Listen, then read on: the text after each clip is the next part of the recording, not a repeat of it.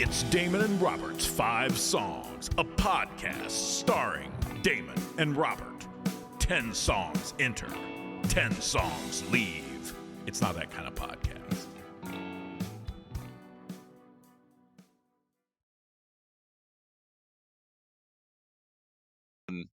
And we are live. Hey. Hey, Damon!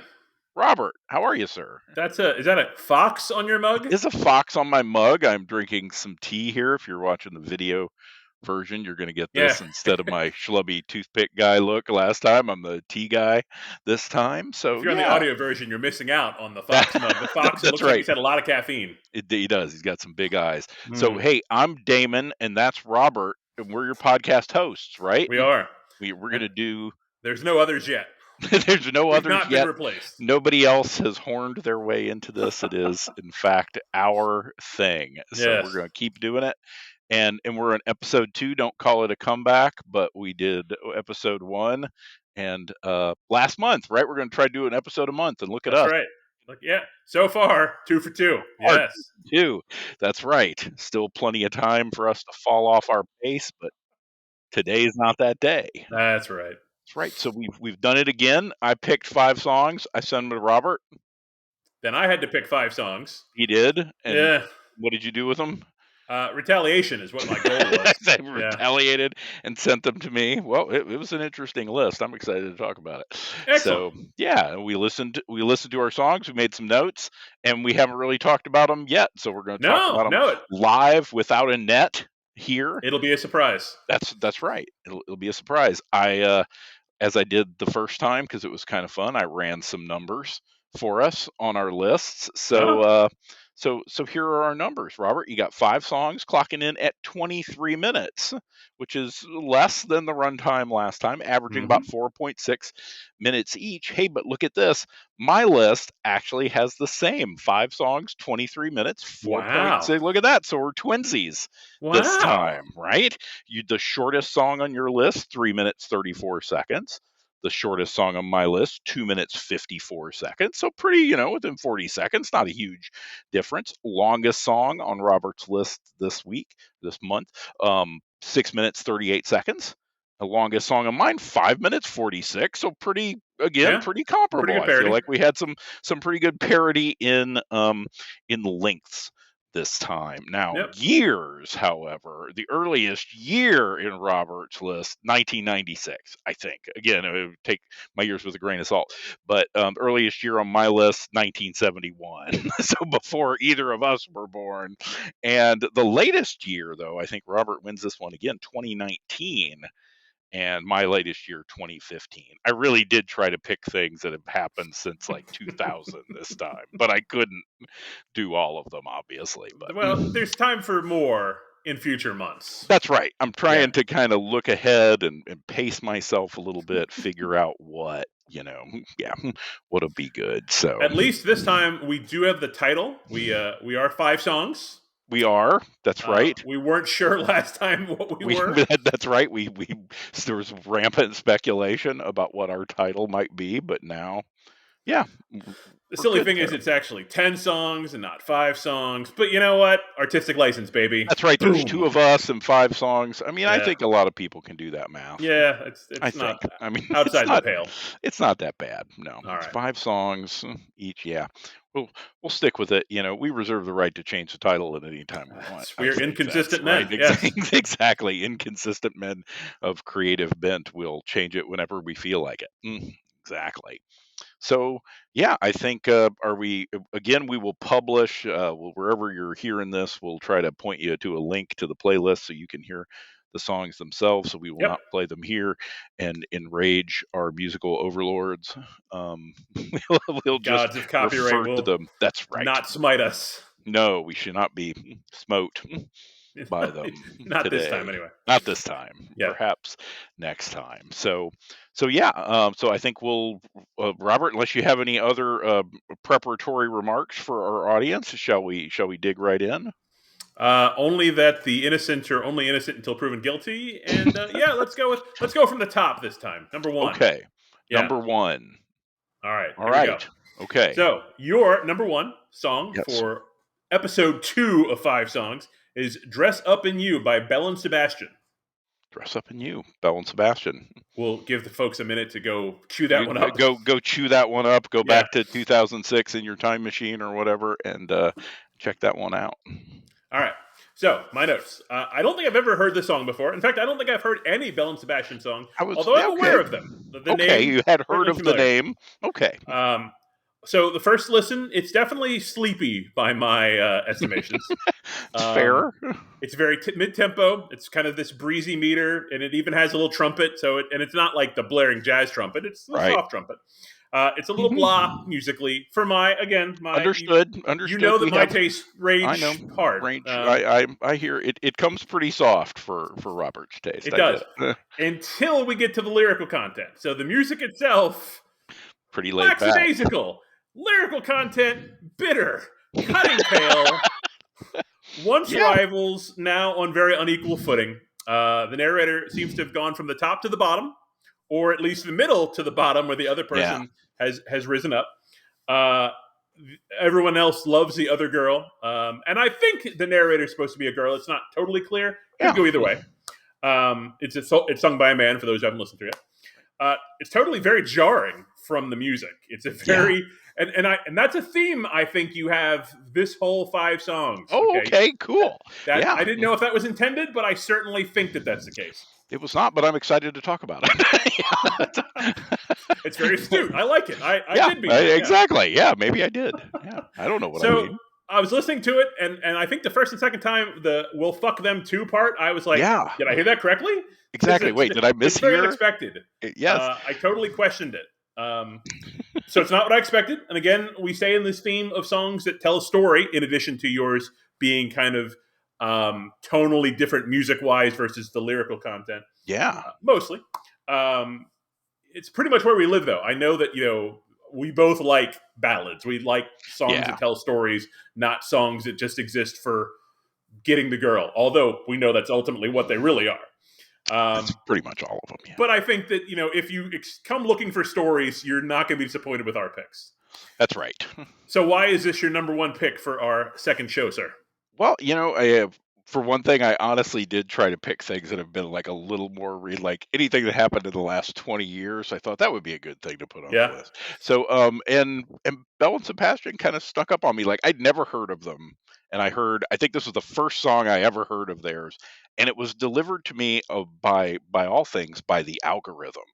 I was listening to something and Pandora or something where it's going to serve you the next song based on what you listen to, and it played this, and I'm like, who is that, and why have I never heard it? As you say, like, the instrumentation is pretty laid back. I love the horn, though. The trumpet is kind of makes it. I'm like, ooh, it's a band with a trumpet. I'm excited.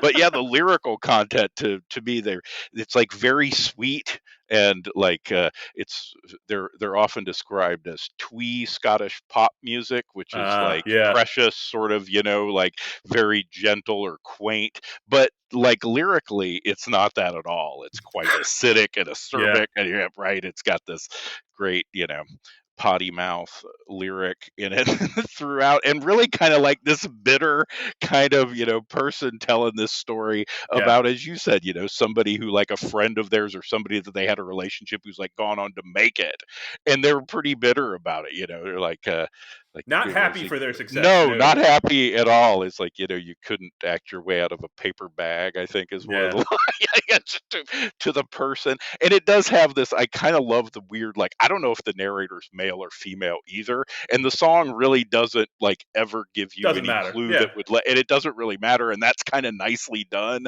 and played here in a way that doesn't draw a lot of attention to itself. But when you stop and think, wait, who's singing this? It's not really clear, and it doesn't really change the meaning of it. Way. It's still bitter. It's still cutting. Yes. Exactly. Yeah. So I they're a band that I enjoy a great deal. After I found this, I kind of went back and found that they had a moment in the 90s that I totally missed, where they had some recognition. I feel like when I was working at the record store, they were a thing. Yeah. I'd heard, maybe in hindsight, I guess I'd heard their name mentioned a couple times, but it had never really clicked with me. So I just thought this was a nice, I'm like, this again, it's kind of a story song, and I like the the tension between the real cutting vocal and the very sweetly delivered kind of pop sensibility that it has. And yeah, And it's sneaky. It is definitely it is. you don't see the knife coming, I feel like. That's right. Yeah, and I Yeah. feel like a lot of their music is that way for me. Mm. It's funny, but it's often sort of like naughty or like profane in Yeah. some way. Yeah. Where on the surface it may seem kind of shiny and easy to swallow, but once you start listening to the words, you realize, oh, these are actually like super opinionated narrators who are Yeah. maybe not the Not your best best friend. people. You're Yeah, right. exactly. Yeah. Yeah, maybe, and I always like that. I always like a narrator that I have to be a little suspicious of at the end of the song. Another actual real note of I think your list. But let's get it not Yeah, get out of yeah, ourselves yet. we'll keep going. But yeah, and as a total aside to any like '70s nerds, the first time I heard this band, it very much reminded me of the band The Tubes, which was like a '70s band, really pretty obscure. They had a couple hits, like in 1980, they did "She's a Beauty" was like one of their hits, but they had a couple, and they were really weird. There was a big San Francisco band. My brother saw them in concert once, and he's like, they did 16 costume changes. They do these really elaborate costumes Crazy. and these like crazy theatrical pieces. Anyway, it's sort of like, ooh, something about them tickled the same part of my brain that old music did. So I was Interesting. kind of, yeah. So anyway, well, Tubes maybe on a future list, but That's right. We'll Dress sneak Up him in in. You, Belle and Sebastian, 2006. So in the last 20, I had That's one right. in the last 20 Barely. years, man. Barely. Barely. I squeezed to make it. But it's not your only one in the last 20. So It is not. We'll talk about some more. Yep. I've done some things in the last 20 years. I've listened to some music. It's happened. Not everything's on vinyl. Not Sure. everything's on vinyl. Exactly. So let's well, thank you, Robert. That was fun to talk about that one. Let's talk about number one on your list. I have The Day Seattle Died, 2003, by the band Cold, I think. I think that's the name of the band. That is Cold, right. from the album Year of the Spider. And this is 2003, so kind of, not too far away from the one we were just talking about, timeline wise. And I gotta say, on this was one where like the title alone like set me thinking before I even got to listen to it, right? Because The Day Seattle Died seems like a clear callback to the day the music died, like, which makes me think of the Don McLean song American Pie about the death of Buddy Holly and kind of the sort of disillusionment of that whole generation after that. So yeah, already I've got kind of like, ooh, is there a connection here? Is it something like that? And I think it certainly is. So yeah, so this is a little softer, I think. I think I had some entries on this list that are generally like a little less aggressive than the first list on you, but we'll talk about that. I think this one strikes me as really melodic. It has like this great spacey sort of guitar that it opens with that's got a lot of delay on it, that's got like a real groovy kind of vibe to it. And even like the verse is like a lot more open, like there's a lot of like whole note sort of like strum and sing and strum The and sing. guitarist comes out. Yeah. And then the drums kind of like really vary a lot, like they kick in a lot to like drive the chorus, like the chorus really moves, but I'm like, man, a lot of that's coming from the drums, which is cool. It's got a real dynamic feel, which like the things you pick always have like a cool dynamic feel where they don't just sort of like hit a vibe and stick with it. And ADD at work. yeah. Exactly. So and here the vocal, like this guy, I like this guy's voice. The vocal is tracked really well, and it's like double tracked, so it's clearly important. Like it kind of rides pretty high in the mix, so you can hear the words. And I don't know, it's probably a dumb note, but like it has like an 80s vibe to me, like the vocal. I'm like, is it like a new wave kind of like vocal I vibe? can see that. And Yeah. like Yeah. double tracked kind of, I was trying to think of an exact band or song and I really couldn't. So I'm like, maybe that's a bullshit note. But and it's my notes actually say it's entirely possible I'm going to falsely claim everything sounds like the 80s to me today. So just be forewarned if that happens.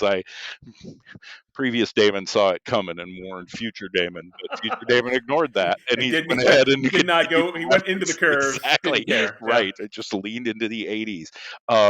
Yeah, there's also like there's a ton of like musical stuff I loved here. There's like a really like there's a lot of great low end in this song, which you just hardly ever hear, or pay attention to, but it's really, there's like a super low piano or electric piano or something that does this kind of slow march through the verse. And it's really great. Like once I heard it, I kept like going back to listen to it again.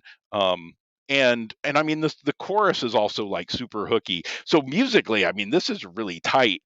And it's also like lyrically though, it's pretty clear that it's about Cobain's suicide to me, like almost immediately. Even if I hadn't done like the presupposition from the title, I don't think they try to hide that at all. I think it's pretty upfront that it's about Cobain's suicide and some of the lyrics. And I think, in terms of how they approach it, it's a it's a sort of disappointed song. It sounds to me like, it's not like, hey, isn't it terrible what happened to Kurt? It's like, dude, you let the fame get to you, you let the drugs take like all this stuff that you had all this talent, and we're never going to get to see that because you made these bad choices, basically. Like the song's pretty broad about it, but the needle became your, I wrote down some of the lyrics that really jumped out at me, like the needle became your queen, music was just a way for you to bleed. There's the great line that kind of opens the chorus, blown away by fame, we could all feel the shotgun hit the floor. Like it's a heavy line. And so not it's pulling punches. So no, but so I not dissimilar to what you just said about the Belle and Sebastian song. Like the music is not that, it doesn't strike me as like that as acerbic as the lyrics do. Feel pretty accusatory or have a tone that's a little darker than I would expect. And there's it's not a huge tension, but it's there. Like the music doesn't seem super dark and angry, but I think the song is. And of course we can always talk about rightly so or not, but and there's one line I want to ask you about. There's like the refrain at the end, never mind in faith if you can't believe. And I'm always like, I wonder, like, am I missing something? Is that like a reference to a Nirvana lyric? Is it a reference to something I don't know? Or is it just kind of a clever turn of phrase that they used? I don't know. So the song is not just Kurt Cobain; it's actually Lane Staley and Kurt Cobain. Oh, I didn't know that. Okay, yeah. So it's because a lot of the heroin stuff is Lane Staley. Okay, but so I don't know. That's a good song. But I know there's a line about your angry chair. I'm a big Alice the angry fan. Chair song. That's true. Yes. It was Alice in Chains reference. I did pick that up, but it didn't. I just thought, they're making another sort of like grunge reference. But that makes sense that it would be more about both of them. But I mean, I liked it. It's an eye opener. To have somebody, and I know Cobain is one of those figures who, as another person who at the time I would not have guessed would be sort of as influential to everything that came after them as he was. So the point of view of the song doesn't strike me as hollow or it rings true for me. It's like, man, if you were like really moved by this stuff and this helped like move your taste in music along and you were thriving on it, I can't imagine what it must have been like at that time to have somebody like a hero of yours like throw in the towel like that and then some. Totally. I remember where I was when I heard the news that Cobain was dead. I don't remember where I was when Staley, he died. See, he kind of became a recluse first and then died, slowly later. But the heroin had been a problem the whole time. So Cold is a band out of Jacksonville, Florida. Okay. They've suffered a bit from having a lot of cast member changes. Cast member, that's their funny word. Band member. The singer's always been the same, but they've gone through different drummers, different guitar players, different bassists. He's really the only stable member, I guess. But their claim to fame really was that they were kind of came up as nu metal, but they didn't really fit as nu metal. They really were a lot more melodic and a lot more emotional. Which is nu metal's not claim to fame. Not generally, right? The things they're known for. So it felt that way to me too. Like clearly there's some roots here, but it's not that. I've been very lucky to see them live, I think 4 or 5 times. They're always just a really, really good show, even though they've never had, they had 1 or 2 hits. Like they did a song with the guy from Weezer called Stupid Girl, which is a weird thing. But they're really an excellent band, and I hope that you enjoyed it. And that's fantastic to hear that you did. I did. Yeah, no, thank you. It was a real and thought provoking and a real toe tapper as Yeah. like musically too. But yeah, definitely a thought provoker. Yeah, That one. yeah, Yeah. and yeah, it's very much. It's not just sad; it's betrayal. It definitely has right. elements of you let us down. You had Yeah. so much freaking talent, Right. and you threw it away. Yeah. And yeah, you were trapped in your demons, but like lots of people are trapped in their demons Yeah. who don't take the hard way out like that. Right. So Right. Yeah, no, it's an interesting point of view to because it's clearly like from a play like you wouldn't sing this song if it hadn't impacted you, right? Like I wouldn't I right, wouldn't sing, yeah, I wouldn't take the time to write this song if losing those people hadn't had some impact. And you imagine, yeah, there's probably a bunch of artists of, our generation or perhaps a bit younger who were probably, really really knocked off course yep, by that or totally. still are. I mean, I and it's a very interesting relation to American Pie of that kind of closed the door on an era. I don't know that the grunge era persisted on, but I do think maybe not the magic, but the life of it definitely went down. Yeah. It wasn't the same. Yeah, and to So me that that American Pie, and we should I'll probably put it on a list at some point we can yeah, talk but it is like that song's as much about sort of like the people, like the right. impact of the people who listen to that music, like that generation who grew up on Buddy Holly, like what became of them, and kind of, like tying that back to losing him as Hmm. kind of like a turning point. And in that sense, I'm sure there's a real strong parallel, like like what did the suicide of these folks Yep. have as an impact on the people who are really influenced by that music, who Yeah. needed that music at See that your time. So, hero dead and yeah, gone. Yeah. yeah, terrible.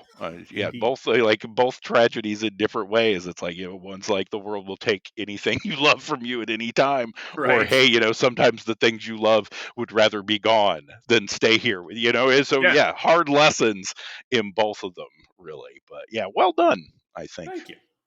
And what an excellent segue to your number 2. Oh yeah, So this is Furnace Room Lullaby by Neko. I think that's how you that's say her name. Nico. Yep, Neko. that's Yep. right. Neko Case. So she's Yeah. aware. I've been aware of her forever because I'm a reader of the AV Club, which I think Yeah. we've shared some stuff in the Yes. AV Club before, Indeed. and they love her. Yeah. They often put her albums in their top 20, and I've noticed it. And I've given them, like a little scan and sample and go, yeah, that's 30 seconds. It's not really for me. There's 19 other albums I want to listen to. And That's right. they generally don't go to my taste. They have a very Sure. kind of indie rock, alternative rock bent. Sometimes some of the rap world, but not even stuff that I like on that side of the house very often. Yeah. Yeah. But anyway, so this is not the point of 5 songs. The point of 5 songs is digging deeper. That's okay, but you knew it was not that you had not heard the name. You Yep. just, yeah. Yep. She was with another band, right? She was with the New Pornographers. She's been has performed with the New Pornographers long ago. Came up in a band called Cub that was like an all-female band from. Okay. It was like that was before she was known. So yeah, but a couple, but primarily the New Pornographers and her Gotcha. solo work is Okay. what she's known. She's got an amazing voice. I mean, there's just no denying that woman can howl. She's got strong, but it sounds very wounded. It definitely has a pang of something, and you get into what exactly it is. But she's a woman who's seen some shit. Yeah, she's lived some life. She's seen some shit. Yes. And I really like the parts where she's double chorused, where she's double track. I assume it could have been a different singer, but I'm pretty sure it's her. Just doubled up. All her. So this song, if I'm not mistaken, is the Telltale Heart retold. She's killed someone, and it's funny because I immediately thought it's a husband or a lover. It's never stated that way. Yeah. And it says something about me that I jumped to that conclusion. The comic Jim Gaffigan has this bit about Dateline, where if you didn't know better, you'd think that all marriages end in murder. That's right. It's not going to end well on Dateline. They've gone hard on murder as the end of it. Not divorce. Nope. You got to kill him. Nope. We have to get rid of him. So she's killed someone. It's haunting her. It's keeping her awake at night. She's hearing the heart that shouldn't be beating.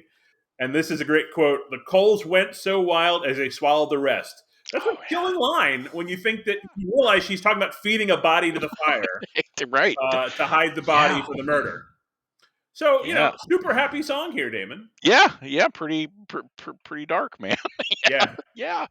Not the darkest one on the list. Not the dark, but that's pretty right. Dark. All right. Pretty dark. So, tell me about her. Yeah, well, as you said, I mean, Neko Case, that voice, and this album, this was the Furnace Room Lullaby is the name of the song and the name of the album. But this and like the next two albums, like her voice is at its peak. I think it's like the best, the most powerful, like the best her voice is for my personal taste is like this album and the next couple are like she'll just like part your hair with some of those. And what's amazing, this is you won't get it from the song, but she just sounds like that. Like I've seen her live a couple times and she just opens her mouth and that voice comes out. It sounds like it. No studio magic. Yeah, like really power. affected to do that or something. And man, it's just right out. But yeah, I love this one because it's just a real dark. I think like you, I think it's a retelling of the Telltale Heart. Like it seems real specifically that she murdered somebody and burned them in the furnace. And yeah, I just love like the instrumentation of it. It's got kind of that really dark kind of minor guitar feel to it, which is great. It's got some strings and it just they don't get in the way at all. I mean, her voice carries it. It's almost her voice could be a cappella, but I mean it's atmospheric. But it's strong. Yeah, that's right. Yeah, it really brings like the atmosphere for it, I think. And there's just some great lines in there. And I don't know either. I assumed it was a lover too, but you're right. There's nothing in the song that specifically says that.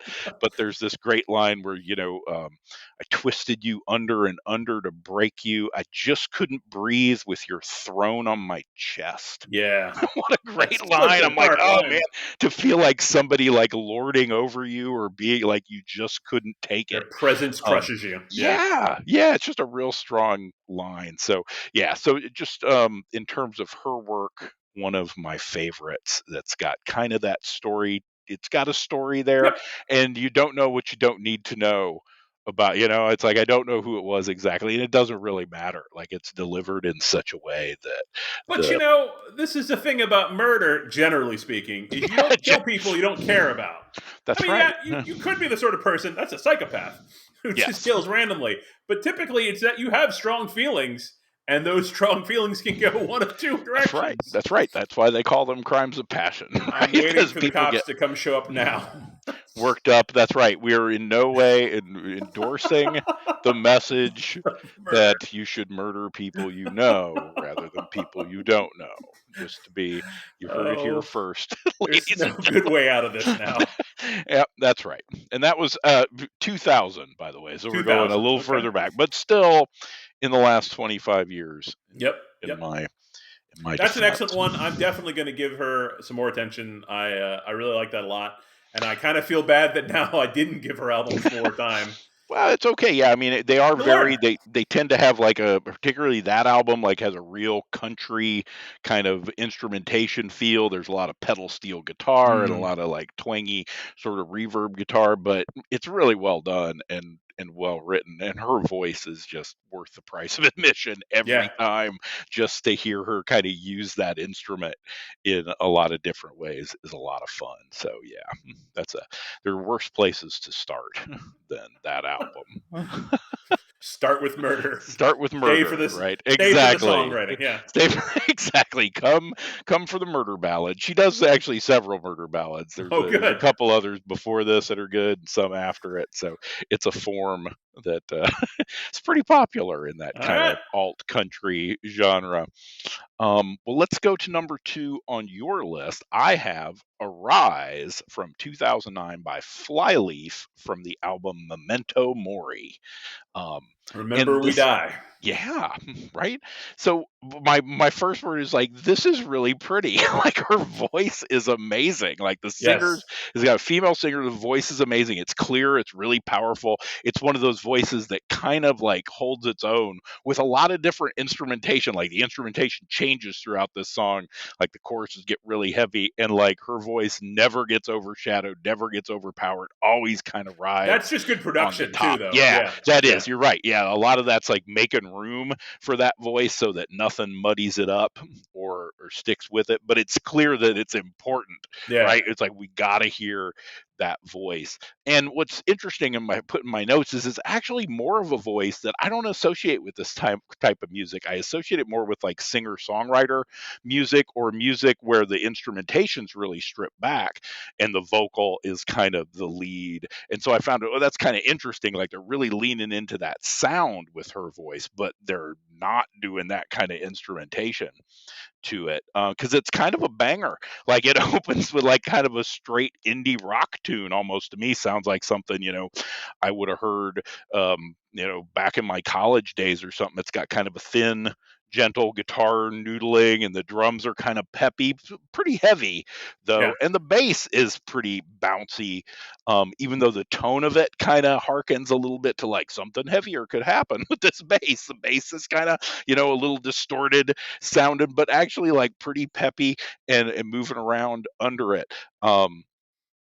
So yeah, the instrumentation starts out again kind of bouncy and almost poppy with this lyric over it.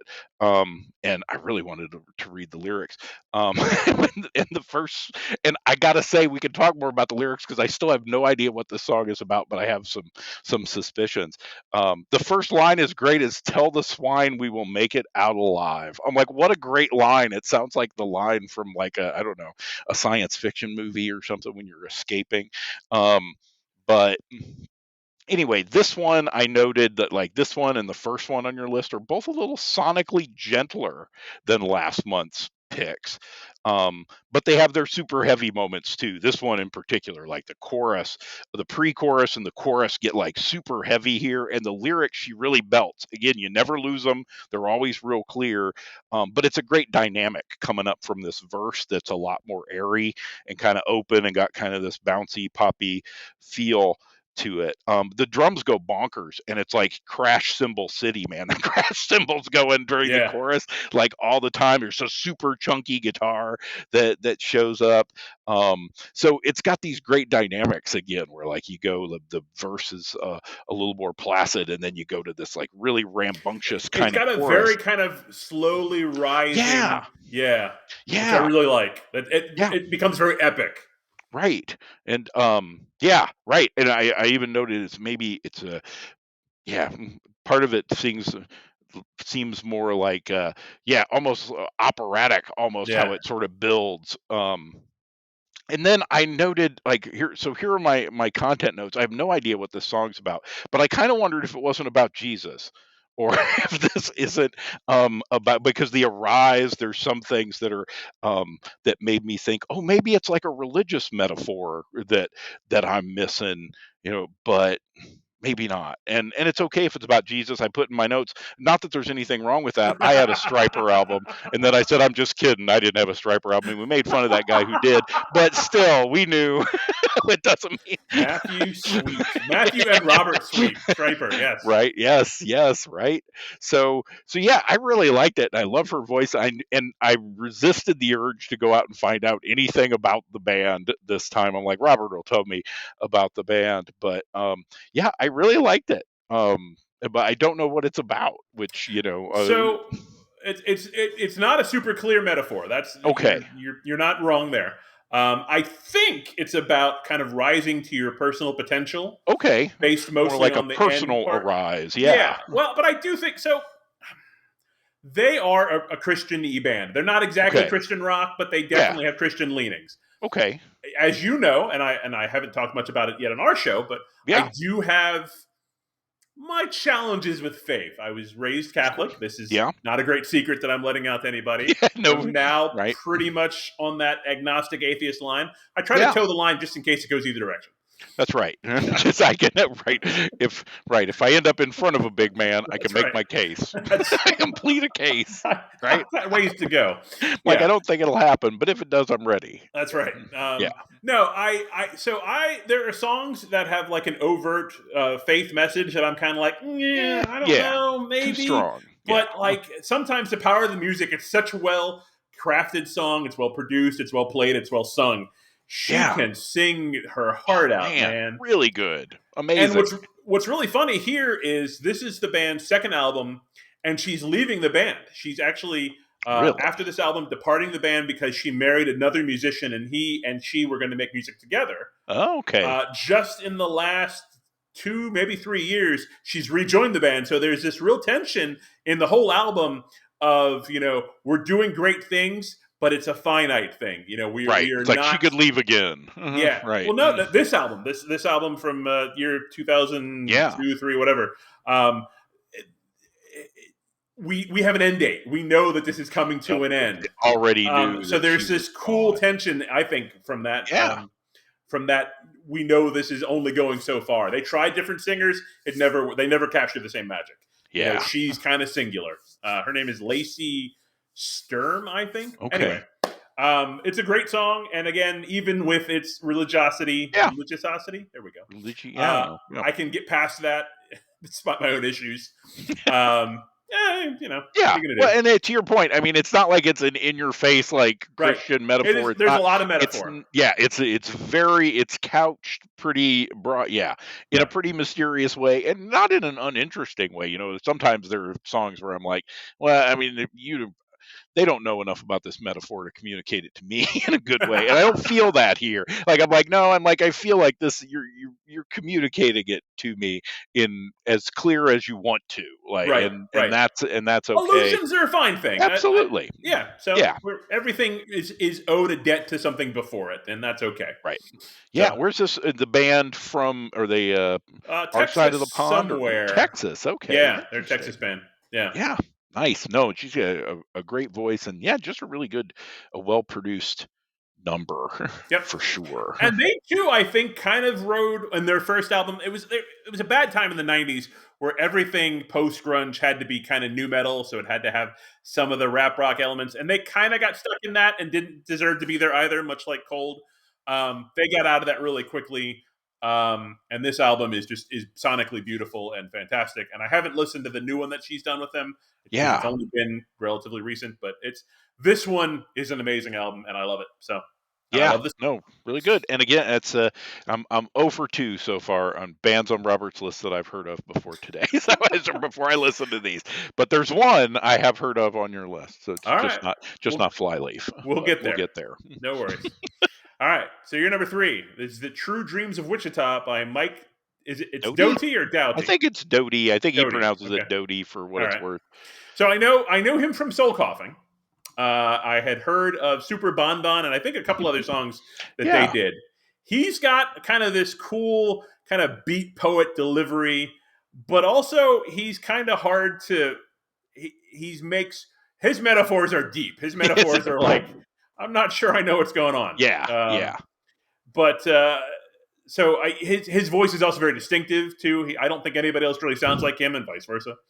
And this is a hell of a bass line. This has got a real deep booming bass line, which I love, which is fantastic. I love when the bass, doesn't get buried by the guitars and the drums. No, it's got a real melodic bass here, real up front.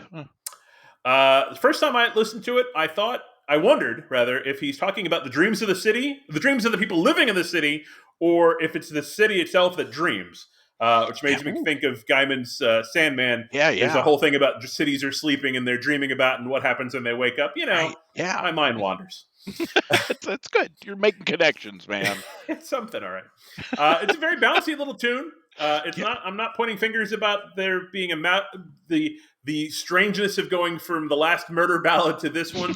They're very different tonally. They are very different tonally. But my song picks are also all over the map. Perspectives of tone and emotional punch, but that's what happens with 5 songs. That's right. We don't have time to play around. That's right. We're not making like playlists to groove to for an afternoon. No. We're going deep, man. We got education to dole out. That's right. This one, for a story, I'm not really clear on some of the threads. It is so driven to metaphors that I don't get, but it does have a lot of images. That's one thing he's really good at. He paints very sonic pictures. He's very evocative, even if the meaning isn't as clear and direct. It's definitely a song of the 90s. I don't know that he's singing about the 90s, but the sound is lost in the 90s. And I can't make out, do you know what the sample in the back of the song is saying? No, he's got a couple that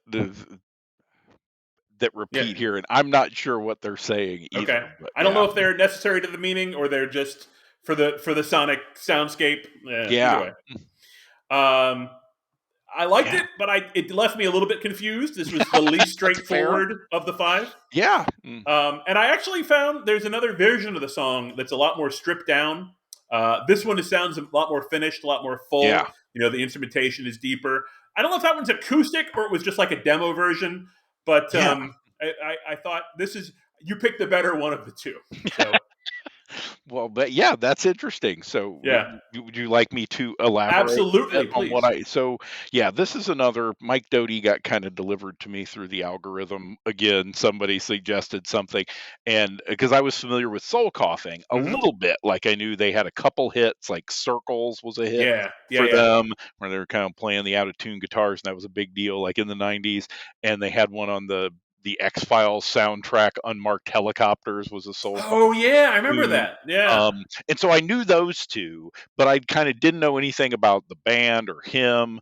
And at some point, one of the, Spotify or something or Pandora, somebody started recommending Mike Doughty songs to me, and they were very different. They were like stripped down acoustic songs. It was just him and a guitar mostly. And then there were some of these other ones that were a little more like beat machine driven, where it was like him and a drum machine or doing things. So I got kind of interested, and it turned out the more I found out about him, he wrote all those songs for Soul Coughing and had like grand ideas about how they should be delivered. And the band's just like, nah, we don't want to do it that way. And they did. Right. So the versions that he ended up with on those albums, he said he was always kind of unhappy with.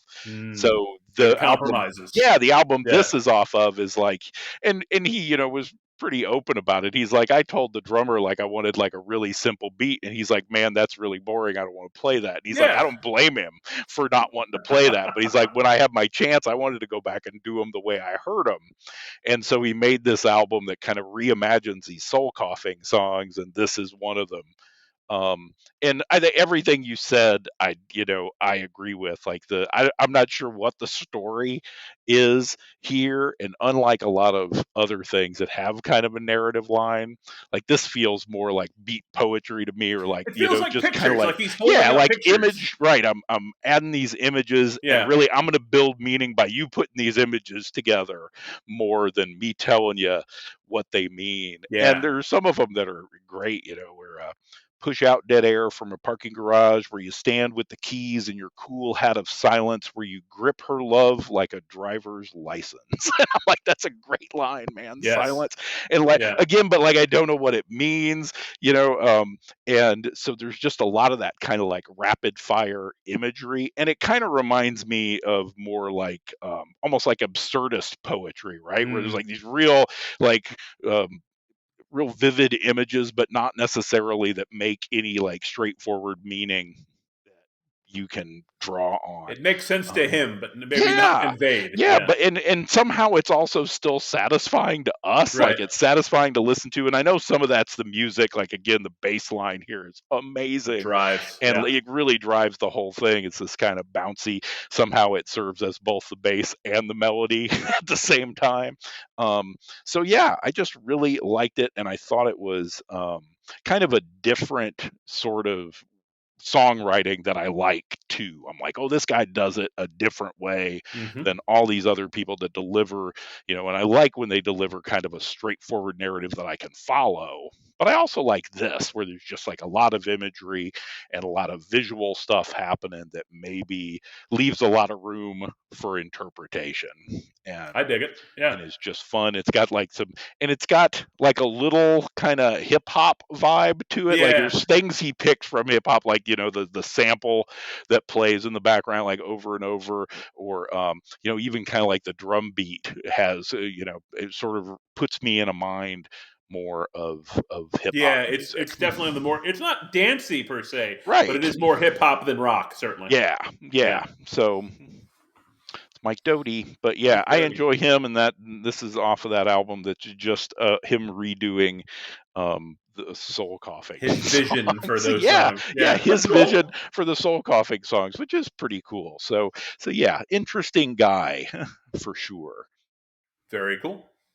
Well, and I will say also I was a little bit interested to see, and you'll tell me after we do your song 4, Yes. if you were going for this like places motif. Because song Oh. 4 also features a place, and again, you may not have See, said it that way. I didn't think about it that way. All That's right. see, look at that. All right, There's my notes cover it, so just we'll be because I good. didn't think about it doesn't mean it's not. We shouldn't talk. My Subconscious is a thing. subconscious is a thing. Exactly. Speaking of the subconscious, Oh, look at the segue. Look at that. Speaking of the subconscious, I've got The Search by NF from the album The Search. It was like single, I Yep. think, from 2019, so pretty recent Yep. here within the last 5 years. This guy probably looks much the same he did as when he recorded this song in 2019. Can't say that about everybody on our list. No. So I love this song, and it's funny to me. Like off your last 2 lists, I think the both of the songs I've responded to immediately are kind of more hip hop songs. Like the Dessa song in the first one, I was immediately into. This one, I was immediately into. And hip hop's not a type of music that I tend to think that I like. But I'm only bringing you the best. So, that's true. You're bringing me the cream of the crop. But yeah, and my notes actually say I have a hip hop shaped hole in my music education, which is kind of true. Like you and I both lived through like the golden age of hip hop, right? Like 90s hip hop was huge, and I just didn't pay much attention. I was just doing other stuff. I was into other things. But yeah, it's a great tune, and I'll talk some about the instrumentation, but it's more like the content is difficult not to address like right off the bat.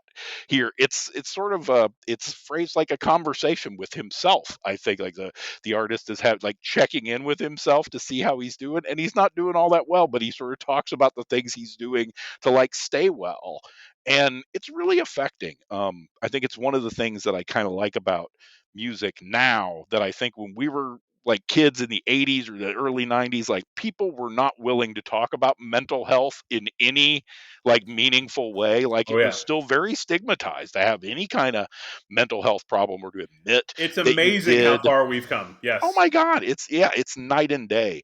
And a song like this just shows like how mainstream it's become because he really talks like about the struggle. Last year I had a breakdown, had to see a therapist. Then I found out something funny's going on up in my house. And I started to think I should move out, pack my cart, take a new route, clean up my yard, get the noose out.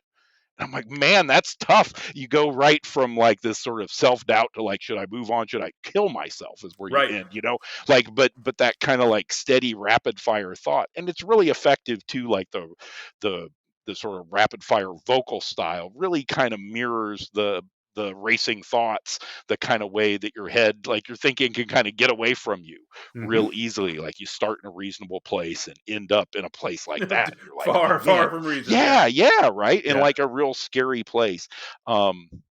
And I just thought it was really effective and kind of like and sort of like a pep talk too to other people. It's like it's okay if you're like this. I'm okay. It's like I have this too. Like I feel like this. I have these moments. I have like this anxiety when I'm on stage that I have to be this thing for these people that I'm not sure I can be.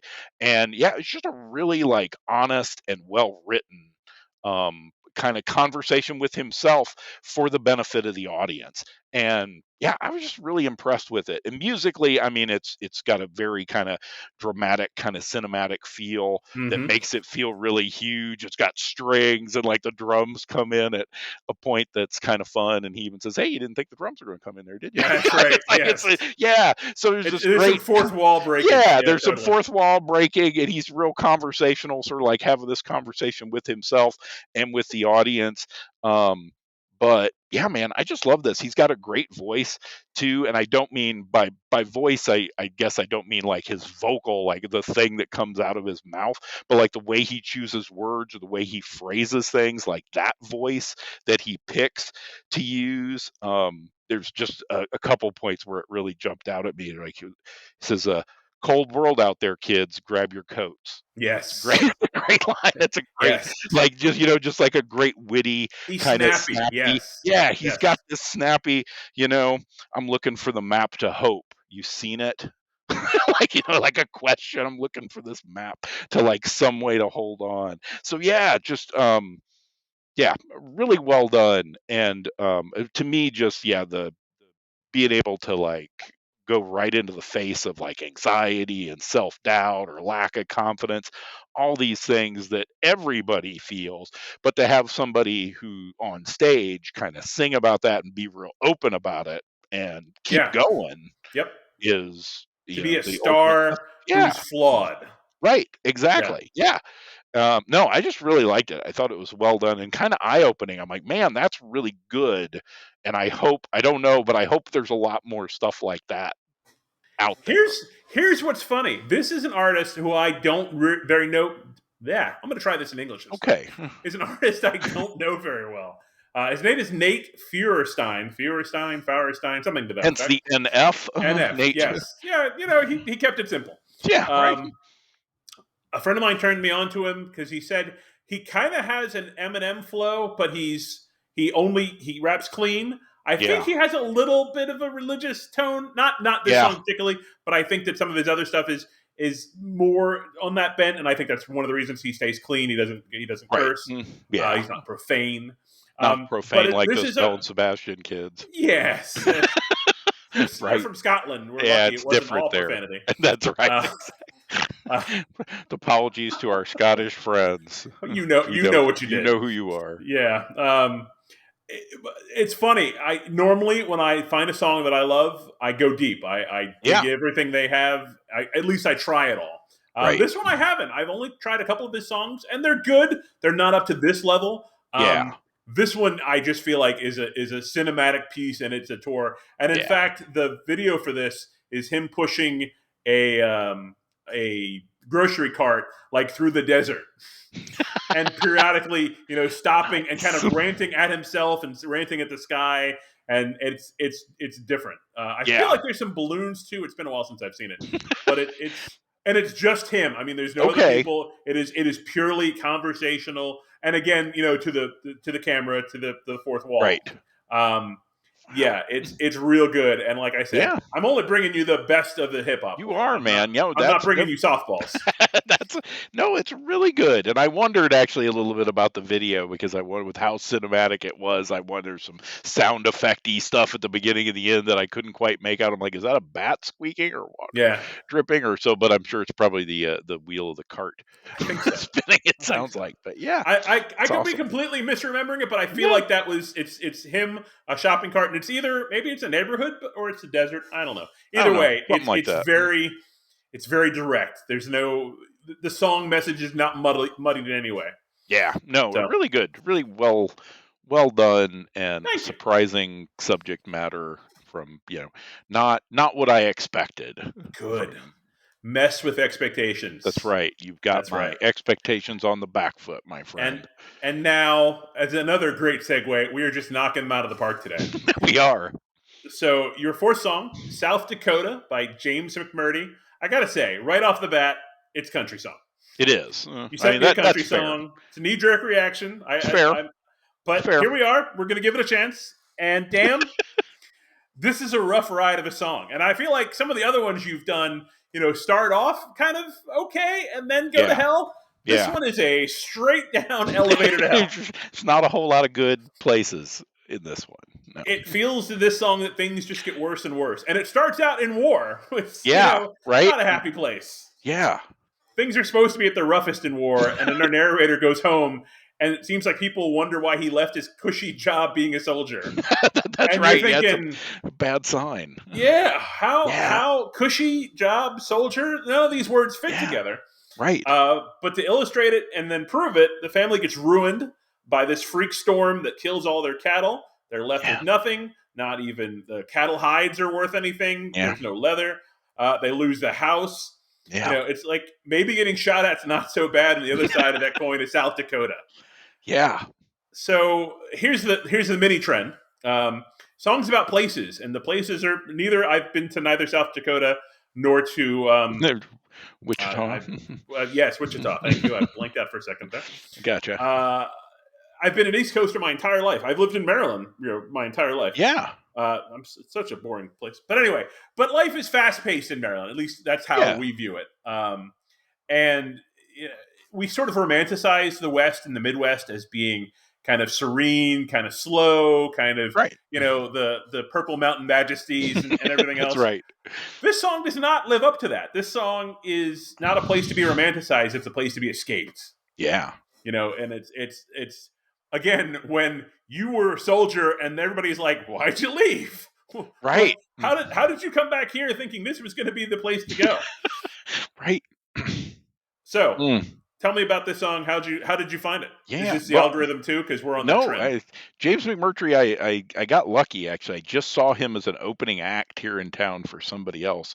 Okay. And just was blown away by him. And that was probably, it was a while back. It would have been it was in 2000-ish, but and so I just started following him, and I think he's pretty great. He's definitely it's definitely Americana country music, whatever you want to call it. It's a twangy kind of feel for sure.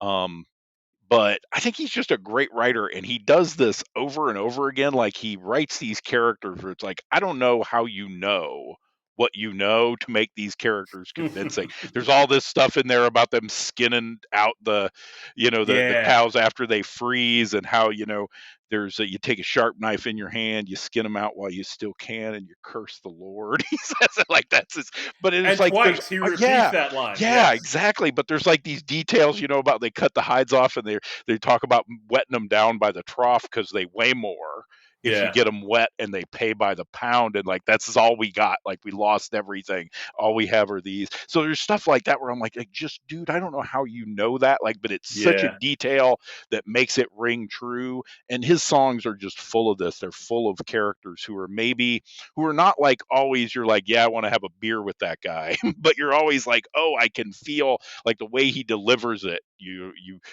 understand them in a way that when the story starts, you're like, I don't know that I could like relate to this guy, because to your point, like, it starts like you think, how is this? It's not going to get any worse. Like, it starts at the worst point, right? Where he's like in the military, like doing the sweep for these guys, and everybody at home's like, yeah, you probably want to rejoin, and that's going to be better than this kind of like crushing sort of like work for no pay, basically.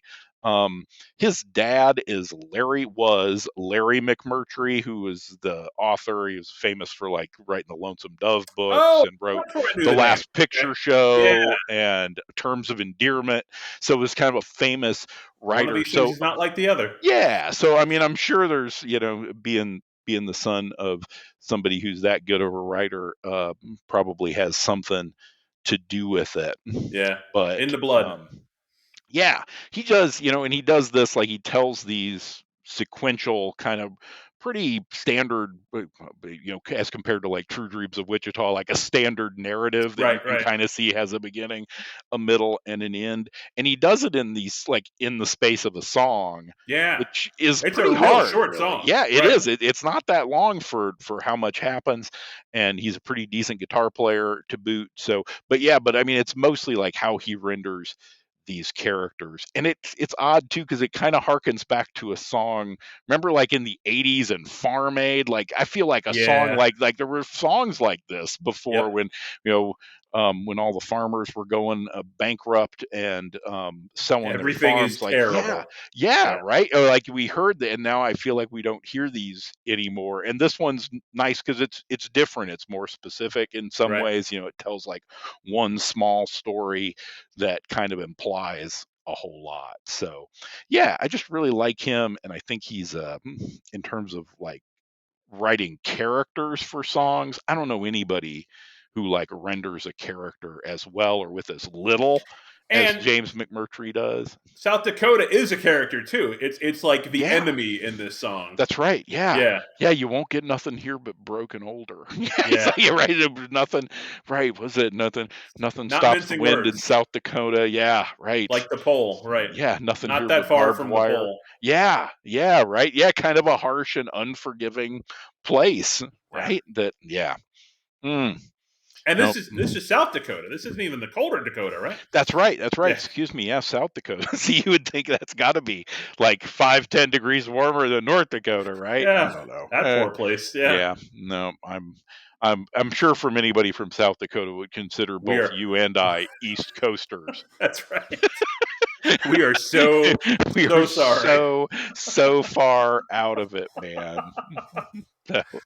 James McMurtry. That was 2015, though. One of my more recent ones. Yep. All right, we're gonna Your flip back most over recent that's going to be of this list, certainly. on Yeah. this list. That's right. Yeah. That's right. All right, I'm gonna flip over to number 4 on your list. I've got Wolf Moon, including Zoanthropic Paranoia from 1996, clocking in at 6 minutes and 38 seconds, the longest one on our list this week. By Type O Negative from the album October Rust. And this, my friend, is a band I have heard of. The only band so far in our podcast that I've heard of. That said, I'm not really that familiar with the band. I kind of checked out of the metal scene just as they were like heating up, I think. So I got a buddy who knows their music and better than I am, and I didn't talk to anybody about this. I tried really hard not to Keep like this to yourself. poison Yeah. the well. So yeah, there's some musically, like this opens like it's got like some creepy kind of, like furnace room lullaby has a vibe, like this has a double vibe. Like it's like creepy, like piano, like toy piano and cello music at the beginning. It's got this tinkly and kind of groan to it. It's really atmospheric, right? Builds this great atmosphere right off the bat. And I don't know what to make with this guy's voice. Like this, you don't have to answer this right now, but put it in your list of questions to discuss. I'm curious if he always sounds like this, or if this is kind of a put-on voice, because the voice sounds a little like Belle Lugosi to me, or like perhaps a bit Crash Test Dummies. I don't know. There was something about it where I'm like, I can't tell if you're like doing a character or you're putting me on, or is this just how you sound? Either of those could have been true. But it definitely also has like kind of an interesting voice sometimes too, when we're talking about not how it sounds, but like its word choice, because some of it, the words they choose seem like almost baroque, or his sanguine addiction. Sanguine, such a funny, like it's a gamer word, so I'm not afraid of it. But it's like not a word you hear generally in your day to No. day. And but then there are other parts where it's kind of like real modern, or kind of breezy, like "Hey Wolf Moon," that's a line. "Hey Wolf Moon," like like, which sounds kind of casual and sort of modern, Buddy, buddy. opposed to Yeah. sanguine. Yeah, exactly. Yeah. I'm like, that's kind of a funny, and so it makes me think that maybe some of that's intentional, or I don't know. It's certainly fun. And then my notes just say, "Is this a heavy metal song about menstruation and cunnilingus?" And I can say both of those words because my parents are dead. And that's and perhaps becoming wolfy. So I think like the lyrics are pretty over the top, and musically, like it does the dynamics like we've talked about. Like it's got this real airy kind of creepy verse, and I don't want to call them choruses, because this is another one that feels more to me like it has like movements rather than like a song structure of verse chorus Right. bridge kind of thing. But there are parts where it gets like really heavy and dark, and then comes back and gets real airy and open. But I just like focus on the words so much. I'm like, I think this is about menstruation and cunnilingus, and maybe eating your lover like a wolf, like physically like consuming them. And so yeah, as an aside, I really dig the bass here. Now it's used in the quieter parts of the song, which is like the bulk of the song. And yeah, I don't know. Ultimately, I wasn't sure how to feel about this one, because I'm like, is this like are they like Spinal Tapping me a little a little bit here, or like, are they 100% serious? Because it's dark, but like once I think I know what it's about, it kind of gives me the giggles. So I'm not sure if I'm supposed to be, sort of like, ooh, these guys are dark and deep, or I'm like, oh, I see what you're doing there. You're kind of poking fun at people who are like really dark and want to become wolves. So I don't know what it is. This one, of everything we've listened to so far, this one kind of left me on the fence, being like, I'm not sure how I should feel about this. So, which makes me think, well, those guys know what they're doing. They probably don't want me to know how to feel about it, if that's the case. But So they were a band out of Brooklyn, New York. yeah, They were the goth rock connection, and they had been kind of a hardcore band originally that became more this goth rock, goth metal. Yeah. Yes, it is both tongue in cheek and not semi-serious, but like they don't take themselves seriously at all. The music is serious. The music, the mood is right. But yeah, the song lyrics are supposed to be like one of their. They didn't really have hits, but one of their more popular songs was called "Black Number One" because that's the color all the goths dyed their hair, including the members of the band. Nice. They dyed it black number one. Black number one. So yes, you're absolutely correct. It is. It is both a gothic song about turning into a werewolf, about having a lover, and that time of the month. Yeah. So they make this parallel between the turning into a werewolf and menstruation. So I'm ashamed. Well, don't be. It's fascinating. It's a fantastic song. No, it really is. It really is. It's over the top. It's just one of those that makes me think, oh, like clearly, like, yeah. Like they're in on the joke. Yeah. I'm glad that you're in on the joke. Yeah. Okay, good. Yeah. One of their other songs is Christian Woman, which is that she's in love with a man who looks like Jesus because she really would like to have sex with Jesus. She would really like to have sex with Jesus. Yeah, so that worked out really well.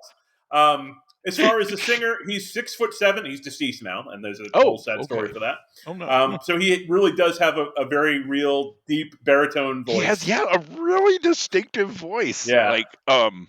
Yeah. Peter Steele was his name. Steele, Well, it was Peter Ryska. He said something Polish. Ryskakik or something.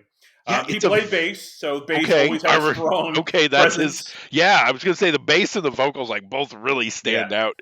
When you're the band leader and you're 6'7", you get your way. You get to be in the front. He famously played a upright bass as a regular bass, not all the time, but occasionally, with a chain around it because upright basses. That's so nice. Just to show off what a man he was. You're right. Yeah. Just to be a strapping dude. But no, they very much had a strong sense of humor, which was also not in line with, goth metal was always very self-serious and, dark and foreboding. And then you had these guys who were both dark and foreboding, but also giggling about it at the same time. Right. So. Yeah. And you can sort of imagine like how this must have gone over. There would have been, like 90% of the audience would have been like, yeah, this is super killer and dark. And the other 10% would have been like in on the joke. Yes. But they were like still able to enjoy it. So yeah. On multiple levels. Sure. Exactly. Yeah. Right. Yeah. Why not? Yeah. Well, that's definitely an eye opener. Yes. That one. Yes. Kept me guessing. See, took all my willpower not to go like Google what was going on here, but no, I Google. I listen. So this is my presence. This is what I go for. I try to listen to the song 2 or 3 times. I get my feel for it. Good. I try to guess what the hell they're trying to say, and then I go for the lyrics. And there you go. I can combine my initial estimations with reality sometimes. I think that's fine. Yeah, give yourself a chance to think about it a little bit, and then go. Because if I'm reading while I'm listening to it for the first time, I feel like it's not the same impact. I feel like it loses something if your attention is divided. Right. At least that's me. I feel that way too. I always like to listen to them a time or two before I try to dig into the lyrics. But I always want to know the lyrics. Yes. And when I listen to these, I'm like, oh my. Yeah. Oh my. Oh goodness. Scandalized. Scandalized. That's our third. So the third Christian band on our list this week is Typo Negative. Oh yeah. Oof. Please be careful, listeners. Don't not take that one for real. No.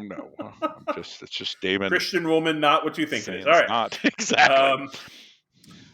But on the scandalized segue, because man, we're nailing the segues. We end on the high note this week of "Dead Babies" by Alice Cooper. Yeah.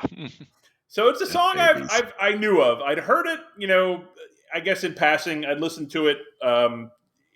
Just as listening to other stuff, but never with the same critical ear. It's what we have here at 5 Songs. That's right. We're all about the critical ear, man. Studious attention, if you will. Right.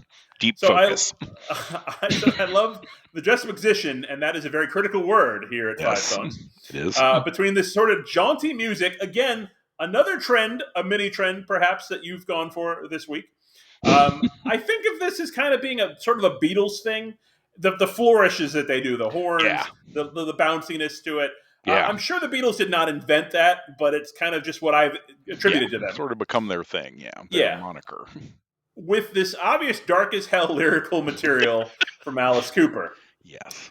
I'm sure in the 70s that the shock value of this song was like pearl clutching and monocle shattering. In 2024, it's not the same gut punch, but it still holds up. I mean, the song absolutely holds up. It's such a weird mix of this downward chord progression throughout the song. And then, and correct me if I'm wrong, I'm not the guitar player. That's all right. No, you're right. Yeah.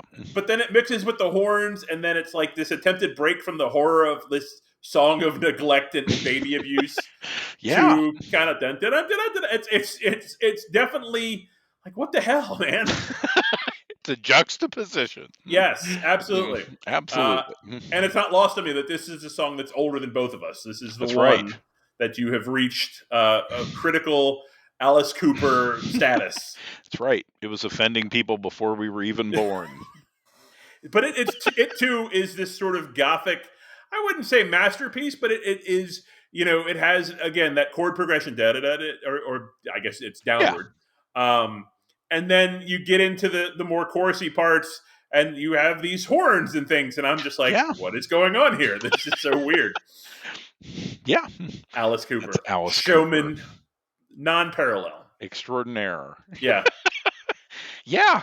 Well, this is it's off their kind of their second big album, 71, The Killer album. And this song is, like you said, one of the reasons people thought Alice Cooper would be the downfall of society in the 1970s. Like, this is how it ends. Guys like Alice Cooper get on stage and sing Dead Didn't work out the way they thought it would, did it? That's right. Yeah. Wow. I did look around and I found a quote from their bass player, Dennis Dunaway, who plays, I love the bass in this. Like, it really just shines, and he's kind of an interesting bass player through the whole time that band is together. But he says, we were trying to be shocking under the critical magnifying glass of radio stations, advertisers, church groups, parents, and even many of the kids that were our age. Plus, we did actually have our own sense of decency. It was a balancing act. As tame as some of our things appear in retrospect, like 5 androgynous-looking guys with a girl's name, it was really shocking then. It demanded more thinking than the public cared to do, so many just tried to write us off as a joke, and others threatened to kill us. So it was between, like, they're just a joke or threatening to kill. But what's interesting for me about Dead Babies is it did cause, like, an outcry. Of course, it's clearly meant to be inflammatory. By the name, right? But it's an anti-child abuse story. It's about parents who neglect their child and the child dies, and that's clearly a bad thing in, like, the context of the song, right? It's not celebrating dead babies or anything. But at the same time, Alice did, like, have a baby doll that he chopped up with an axe during the stage show, and then they hung him. Then they hung him for it at the end of the show because he had to have a crime to be hung for. So So I just, again, this is one that kind of shows I love the humor of it, and kind of that weird sort of juxtaposition that you talked about, where it's like, wait a minute, when did this become like a cabaret number? It's like there's stuff going on, and there's horns, and it's real, like, jazzy in places. So it strikes me as an early one that's kind of about a seemingly very dark subject matter. Like, what's written on the tin is very dark, but the actual content of the song is not quite what you would expect, and kind of playing clearly some with the controversy, right? It's like, I'm going to do this song called Dead Babies, but you won't really be as upset as you think you will about it because it's not celebrating dead babies. It's So this one, I actually looked up, not Alice Cooper, because I know pretty well Alice Cooper's work, but the producer, Bob Ezrin. Ezrin. A lot of Pink Floyd. A lot of he did the Wall, Night Moves. He did the Wall. He did like a lot of stuff. Like a lot of real, like, kind of what I would think of as like more mainstream or kind of rock acts, or just stuff that you wouldn't necessarily associate with the guy who was responsible for bringing you Alice. For Alice. Yeah, and they worked together pretty much the whole time. There've been only, I think, a couple albums that he's done with other people, but mostly they've been with Bob Ezrin as the producer. So I just love that old kooky Alice Cooper and Dead Babies. There's nothing like walking down the street with Dead Babies stuck in your head. You can't really sing it to yourself out loud very well, or people look at you Don't put weird. that on your car either. Exactly, my Dead It's Babies not going to go sticker. well. Yeah, nope. It's pretty much a yeah.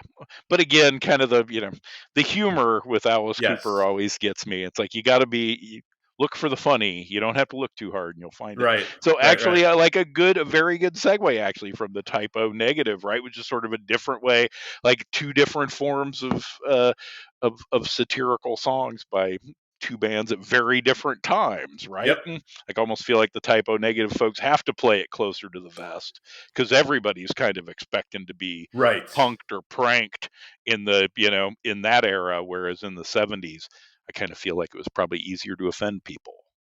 Yeah, and I do think Typo Negative 100% owes a debt to Alice Cooper. I mean, they weren't the most theatrical of bands, but they definitely poked fun at that mindset, that world of dark horror type stuff. So it's good. It's good Fun. stuff. Good stuff. Well, let's close us out with number 5 on Robert's list this month, which is Lithian. I don't know if I'm saying that right. Lithian? Lithian. I think. There I don't know Lithian. for certain. I think that it's sounds it's right. the waters of memory, of forgetfulness or memory, yeah, something like that, by the band Catatonia from the album Dead End Kings. This is going back to 2003. So yeah, this one I noted felt more new metal-y to me, maybe more like the Coheed and Cambria or the Carnival tunes from the last one. Musically, like really ambitious. I'm like, oh boy, I bet it was hard to play this. And like the drum beat is like fast and intricate in some places. It does. I'm like, what the hell just happened to the drums? What, I'm like, stuff's happening. The verses are pretty laid back compared to some of the other sections. And this guy's vocals were interesting. Like we talked about, like with Flyleaf, how that vocal, like you never lose it. Like it's really clear and high. And it's a different strategy here.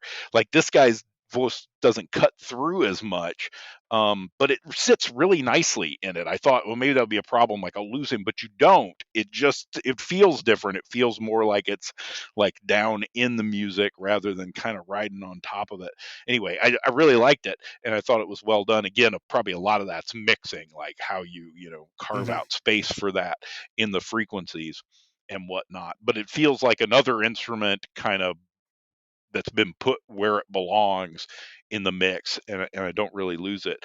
The chorus has that pumps up with the busy drums, and everything kind of follows and goes back to kind of this more slow toe tapper for the verse. Like it moves, but it's not as frenetic as the chorus. So like so many on your list, like I love like the dynamic push and pull between these quieter, simpler parts and the busier, more aggressive passages. And like the Coheed and Cambria stuff, this one also felt like it may be verse chorus, but because of the complexity of some of the parts, it feels more like movements, like I'm moving into a different part and moving back to kind of a simpler part rather than distinct verse chorus. That said, I didn't map it out to see. It may be more like traditional verse chorus, and now I just think that that those things feel more like passages and movements to me. The guitar work on this one's a bit more subdued than many of the other ones that we've heard. But that being said, there's like a Waylon, like Eddie Van Halen style guitar solo in this one that kind of like perked up my ears. I'm like, ooh, I didn't expect that. Because it just as a guitar solo in the bridge that caught my attention. And this one, I really focused on the music because I confess I'm not sure what's going on with the lyrics in this one either. I don't know. Like I'm not 100% sure like who's singing or who's being sung to. Like what the point of view is or where the story was. You left me with the pills. We had plans, but you couldn't make it. What took you so long? There's something like clearly some disappointment in somebody else or something not coming together that they expected to. But yeah, this one left me scratching my head a little bit lyrically, but musically I was right along for the ride. So I'm curious to know what you know and can tell me about this one. This one is a band. Catatonia is actually one of the Swedish. they kind of were death metal at their very beginning, but they're now what they call kind of doom metal. They don't have the same screaming, but they're very much a sad sound. Like most sad, of their stuff is a little bit on the depressing side, on the dark side. Okay, yeah. And I think, the singer never really goes into much detail about what he's writing about. He's definitely in the metaphorical illusion category, but I think this song is about a suicide pact that the other person doesn't show up for. I think that's the left me with the pills. That's not funny, but it's making me laugh. It's still funny. Yeah, it is. It's a little funny. I think it's that they were both going out together, and the other person, doesn't join him in his final outage. Right. Oh, man. Yeah, and I may be wrong. I might be misinterpreting. I would love the singer to come correct me on that. But that's my takeaway is it's a song of all these disappointments, and the final one is you didn't even show up when we were supposed to die together. We were supposed to kill ourselves together. Yes. You let me down there too. Right. So yeah. Oh man, I hope that's what it's about, because that's kind of fun. I mean, it's just so interesting. Like now I got to go back and listen to it. Again. But yeah, I really liked it. Again, musically, like it's got a lot of the same qualities that I find attractive. It's a lot of the other ones we've listened to, but like on this one lyrically, I just couldn't put it together. It's a more he doesn't paint direct pictures. His are very, again, there's like images that go somewhere, and that you kind of have to make your own path. Yeah. Yep. But he's also writing in his not native tongue. He's a Swedish speaker. That's true. So you give him some credit. That's true. If we heard it in Swedish, maybe it would. That's right. Makes perfect sense. It would be exactly. Except that I don't speak Swedish, and I don't think you have much command. I don't know. I don't have. No. So it's good that he's giving us what he's giving us. Exactly. That's right. Nope. Well, yeah. No, I'm a big fan of theirs. I've only gotten to see them live once or twice. They don't come around very often because Sweden is a long way away. It is a long way away. They have a strong. Each album is amazing and has some really good, if rather depressing sounds to it. Most of their stuff seems to be about disappointment. Like one of their songs is "The One You Are Looking For Is Not Here." It's a Zelda song, if you will. Wah, wah. Yeah, a sad trombone. Yeah. No, but it's and that jives some with like musically what I was hearing too, because it's maybe more somber in some ways than some of the other ones. And I end on the high note. Yeah, just like you. Just exactly. We're going to end on dead babies and a failed suicide pact, perhaps. That's our story. Yeah. We're sticking. I don't know which one of those is darker, ladies and gentlemen. There's no winners. Like I said. That's right. There are no Wrap winners. it all together, only losers. Yeah. Well, I gotta say, I have enjoyed doing this again, and I feel like I learned something surprising every time we do it. And awesome. See? So I'm trying not to give you like 5 curveballs per time, because I feel like they'll lose their significance if I try to give you 5 weird things. I'm staying in my lane to a degree. That's right. But not too close. No, you want to, you can throw me some curveballs, but it's nice to know where the middle of the road is too. Yeah. On some of these. Yeah, hopefully I didn't give you too many weird ones. I was true to my word and gave you another Alice Cooper song. But other than that, and I feel like there were a couple kind of Americana, E ones, and then a couple that were a little different and kind of outside of that. So yeah, I'll try not to. Yeah, I think it's a good plan that we not put all of our weird out there stuff in one list. Overdo it. Give ourselves a chance to grow into it. But yeah. All right. So good stuff, 2. Sir. Now month 3, we'll put our songs together in the coming week or so, and that's right. Start the confusion. Be back for May. Yes, indeed. We will. We'll get this one edited and out. Don't mind the man behind the curtain. That part just happens before you even hear it. So Magic. Yeah, indeed. Well, we've done it again. Thank you, Robert. That was a lot of fun. Thank you, Damon. Again, and stay tuned, ladies and gentlemen. Drop us an email. The email will be in the notes there. Let us know if you've got questions. Maybe more about that suicide pact than we do, we'd like to know. Drop us a line. Yeah. Very good. Good deal. Thanks, everybody. We'll talk to you in 30 or Take so. care, everybody. Or so. Bye now. And we are out, sir.